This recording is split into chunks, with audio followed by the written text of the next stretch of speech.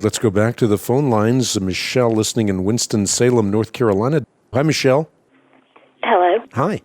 I have sort of probably a weird question, and it's certainly not as intelligent as some of these others have been, but we have had locally some divisiveness within our church.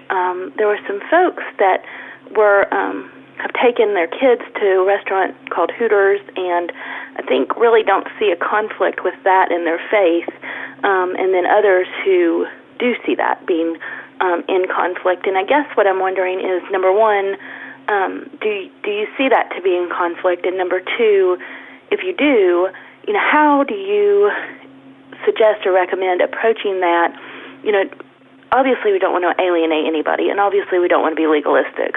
On the other hand, some of us feel very strongly about the objectification of women sort of being, the slippery slope down into what's become, sort of the pornification of our country and where that's all sort of moving towards.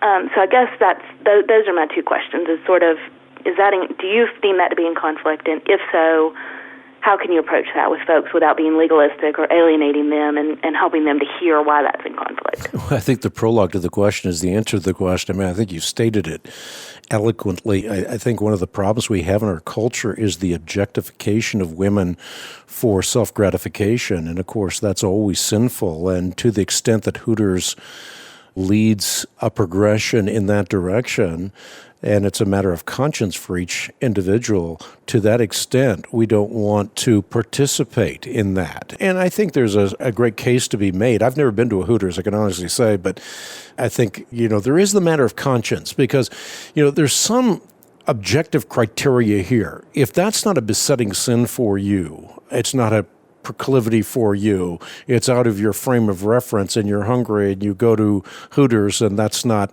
going to be a stumbling block for you, that's not a problem. The same thing, if you're an alcoholic, you wouldn't want to go into a bar and start witnessing. If you have a proclivity to that direction, you want to stay out of what you have a proclivity towards. But I think the larger point you stated so eloquently is there is a progressive trend towards objectification, using other people for our own self-gratification, and that is sin.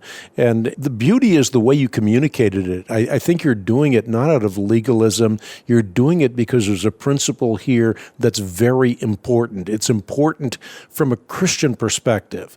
Christianity doesn't permit the objectification of people in any sense, and to the degree that something leads in that direction, it's sin, and we should warn against the pitfall, but not be legalistic in the process. So I just think the way you communicated what you communicated is the way to communicate it in general. It's done with eloquence, but it's also done with gentleness and with respect, and it's done with humility. So kudos.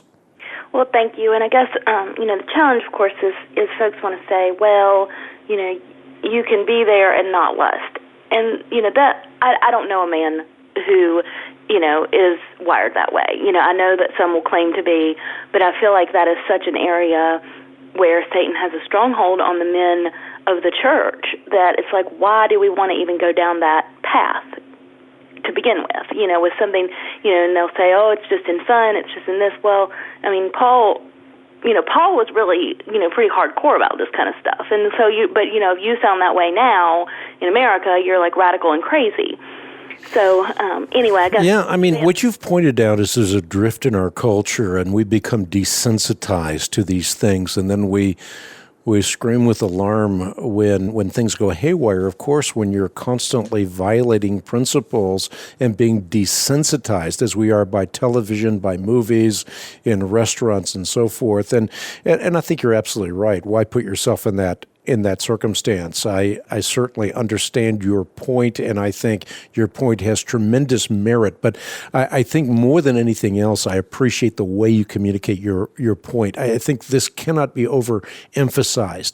If we do things in a way that people can understand the rationale behind it, as you have so eloquently done, then it makes sense to people, and they realize, wow, you're not just a Bible thumper, you're not just a legalist, but you have a reason that makes sense, and they, you scratch your chin and say, you know what, I never thought of it like that. And as a result of that, people will listen. Right.